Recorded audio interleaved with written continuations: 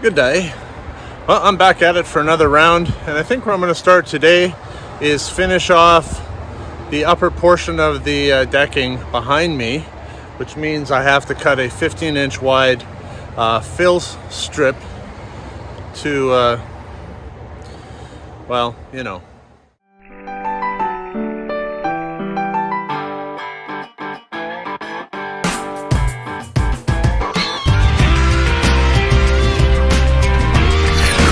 Buckle up for safety as I give you a day in the life of online. No, not online. I'm actually there. Facilities maintenance. I have discovered that the gritty surface, which is very necessary for traction and all the rest of that, does chip a little bit when I cut it.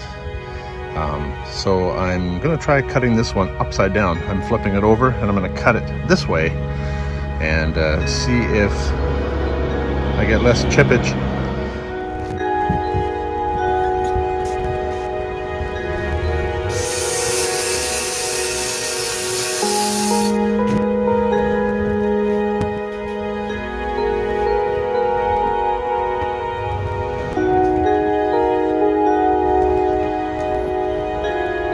So putting adhesive on the end or the edge of the wood here, oh, it's probably overkill. But here's the thing, I don't know how this material is going to react to having trapped moisture down in between the seams. What I want to avoid where the two pieces are joined is having anything delaminate, and yeah, so I don't know if this will help or not. I thought that if I put down some adhesive sealant where the two pieces come together, there won't be any flex because of all the blocking that I've put in down here, right? That blocking will prevent any movement happening. This will hopefully seal it to prevent any water from being able to be trapped. Will it help? I don't know. Will it hurt? No, it won't. I know it won't hurt, so maybe it'll help. And maybe it'll hold up better. This stuff is supposed to be, I mean, this is expensive stuff. It's $250 a sheet normally. And so it should hold up well. However, I don't want to take any chances because they've got this goofy extra 15 inches along the edge here. Had they just built this ramp 4 feet wide, I wouldn't have to deal with any seams down the middle. But it is, and so I do. Well, wouldn't you know, I did a little subsequent research on the product and I was actually able to find it online. Now remember, I bought this stuff as seconds, and so it didn't come with any literature. But not only am I supposed to caulk the joints, I was also supposed to edge seal with a polyurethane sealant. Yeah, I really wish I would have known that before going ahead and starting this project, because I am not taking up all of these boards in order to seal the edges with polyurethane at this point.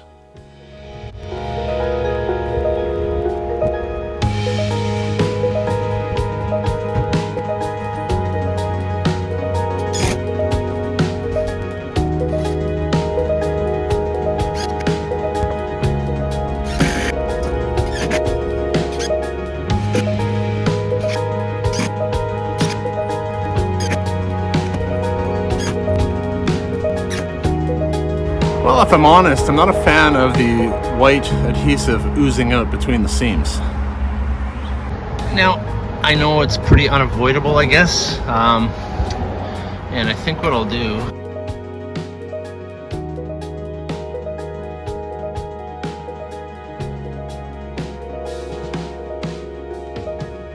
is I'll let it dry, and then I can go along with an X-Acto knife or blade and just trim it that way. If I try and touch it while it's wet, it's just going to smear.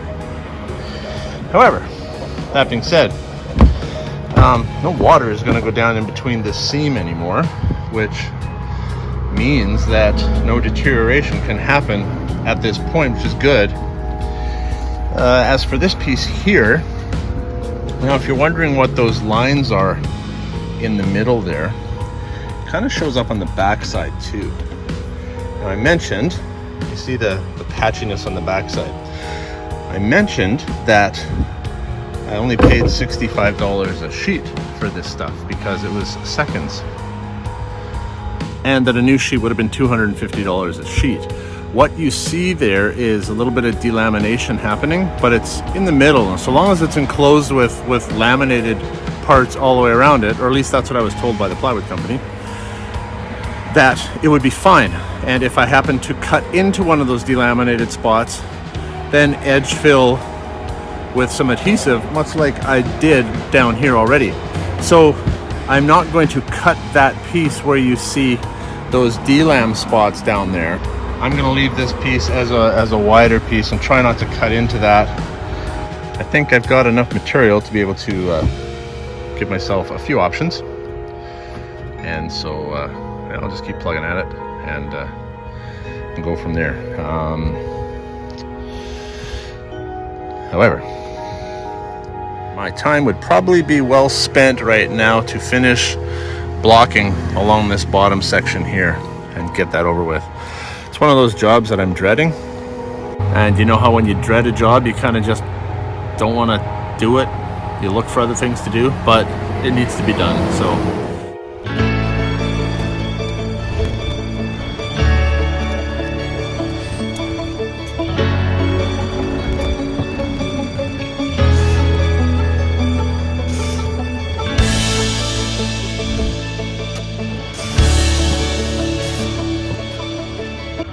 sometimes I surprise even myself.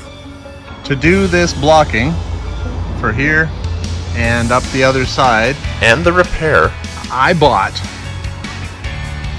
5 10-foot 2x6s, I think. This is my waist. That's it.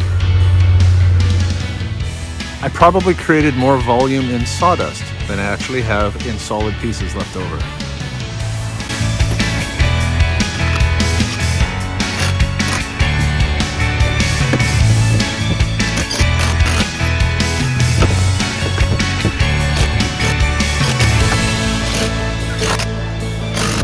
Okay, with the blocking now finished here, I can go along and throw down some more sheets. And like I said, I think I mentioned earlier, I'm going to start at the bottom and work my way up because I don't want any water to be leaking down in that area the way it was before and get trapped down there because there's no air circulation. It's really tight. Essentially, I want that cavity to be waterproof. Now, I don't know if you've noticed in other frames, video frames, but that downspout has seen better days. You can see how where the old plywood was up against it, it's actually worn a hole right through it. It's kind of weird. Anyways, today is not the day to replace that downspout. But I am cutting out the notch to go around it. And yeah, plunge cut this one with my circular saw, but just the width here isn't quite wide enough to be able to go deep enough with the circumference of the blade. So I'm going to have to resort to other measures.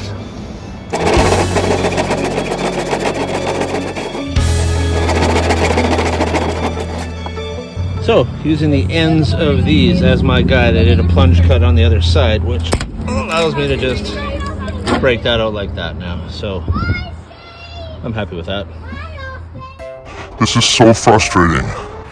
Because they built this thing longer than 24 feet from that end at the top of the ramp back there down to where my feet are. Because they built it more than 4 feet wide. I am a slave to the patchwork system of putting the decking back in place. It's just stupid because when you have to cut insert pieces on multiple sides, it's one thing to cut something shorter, or it's one thing to make a single narrower cut.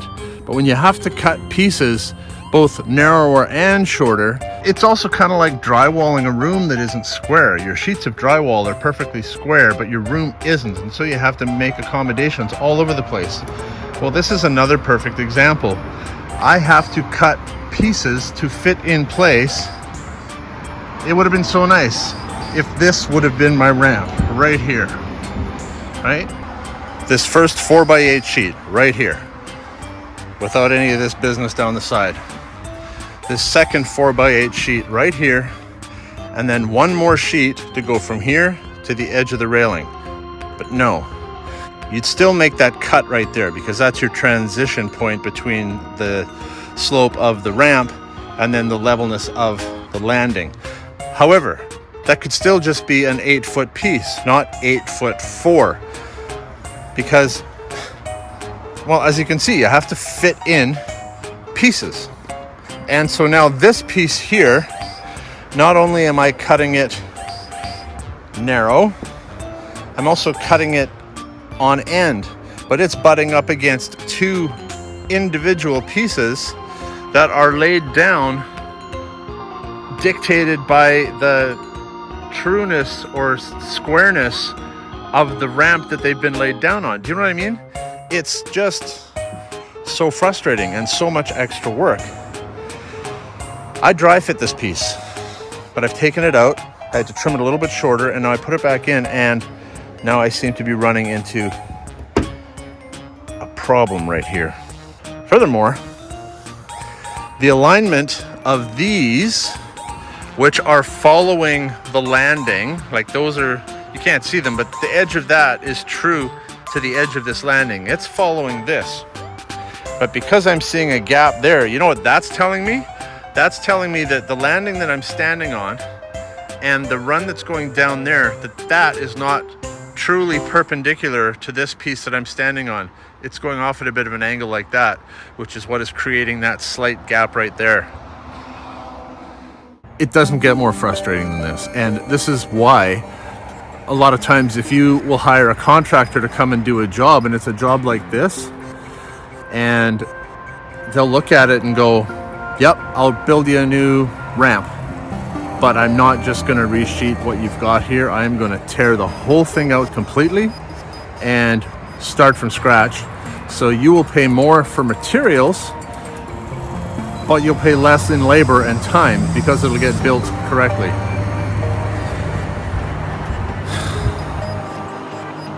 I'm almost debating if that's what I should have done. Just tear the whole thing out and start over. I mean, it's too late now. I'm in the home stretch here, but in retrospect, it might have been better to tear the whole thing out and start over.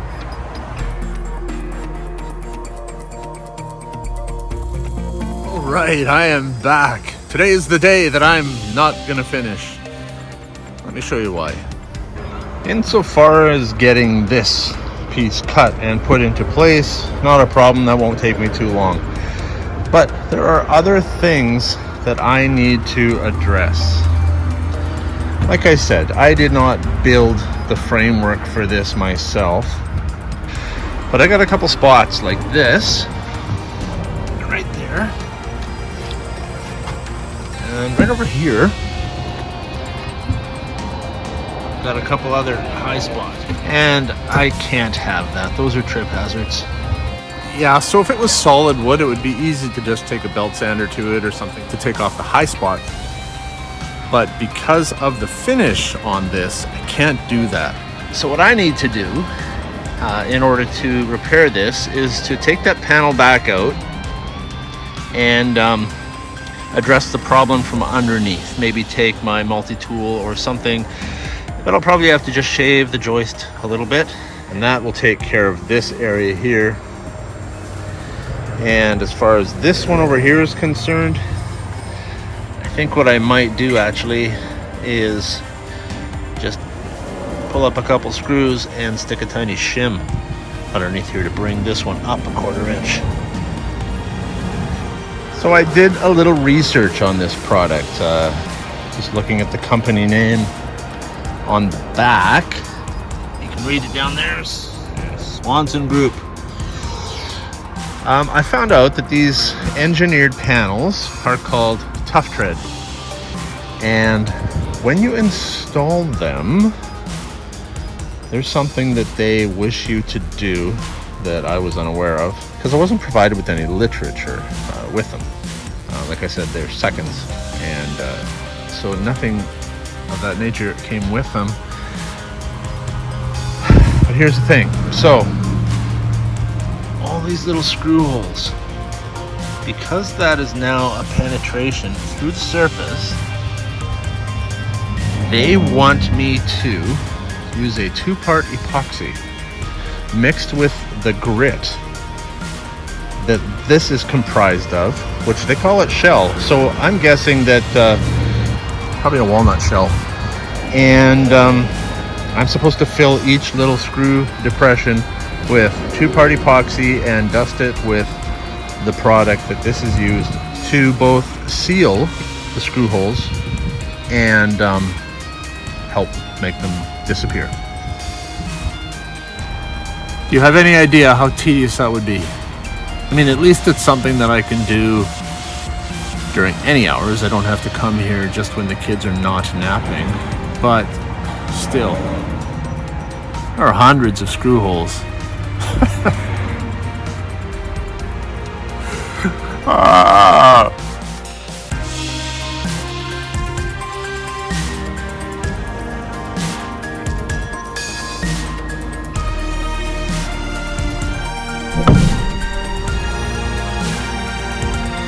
I've raised these screws up here. Now I gotta see if I can cut a long, thin wedge out of a piece of pressure treated 2x4. Okay, that is going to be a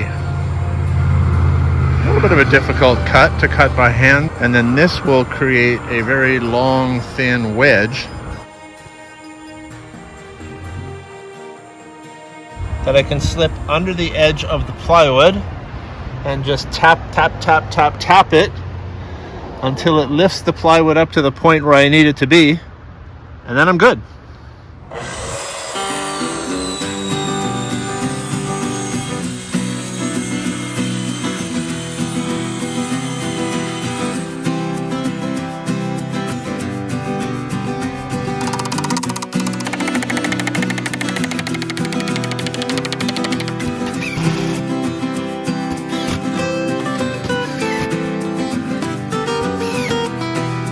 Well, that worked just fine. Okay, so with that one done, I thought I had my multi-tool in the truck, and it's not there. Gonna have to press pause on doing this one, because that is the tool that I need. That or a chisel, which I also don't have. But I think at this point, I can open the deck up and let it be used. I've re-secured the bottom of that railing. It's not how I would have built it. Basically what I just did was I took some pressure treated 2x4 and I went from that side over there across to this side over here, and then I screwed the bottom of the railing into that piece. So the railing is secure and will not move. You can see how warped this side is here. It's like I used 2-inch screws on the ends and I used 3.5-inch screws in the middle. You can actually see the screws in there bridging the gap. Again, I didn't build this deck. I'm just repairing that which needs to be repaired in order to make it safe.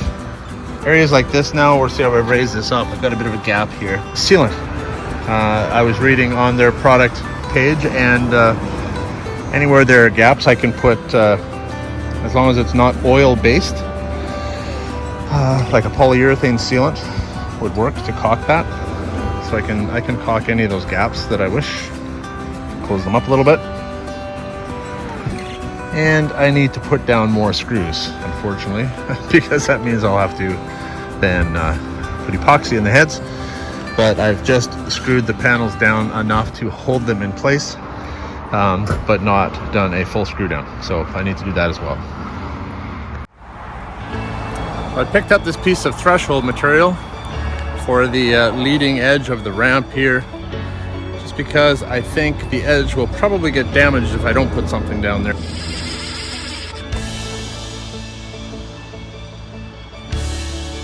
Just like that.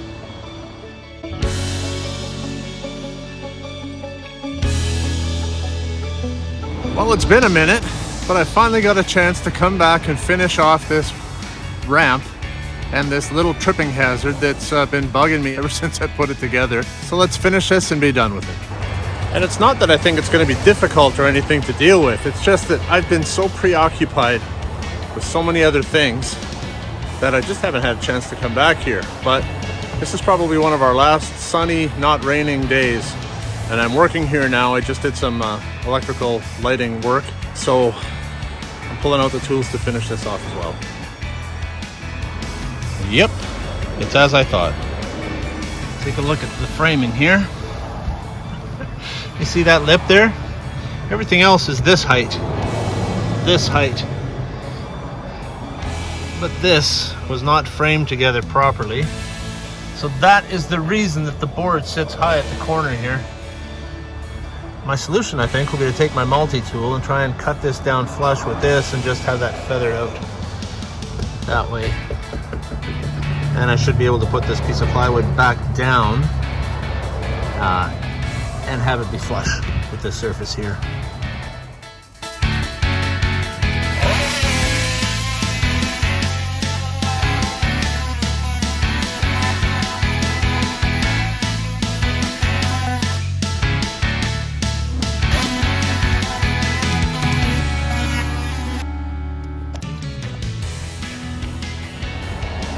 Just like that, our trip hazard is no more. Okay, I'm pleased with that. Coming around that corner, come down this ramp and around that corner, and you're not looking down to see that lip there. It was only a 1/4 inch high, but it still is enough to catch your foot on and send you tumbling down. So that's gone, and so I am well pleased. So with that, I'm going to call this ramp project completed. Thank you for watching. I know it's been a long time for this final episode to come out. I apologize for that. I'm sure there weren't too many of you sitting on the edge of your seat waiting for it, but I do appreciate you watching nonetheless. Have a great day.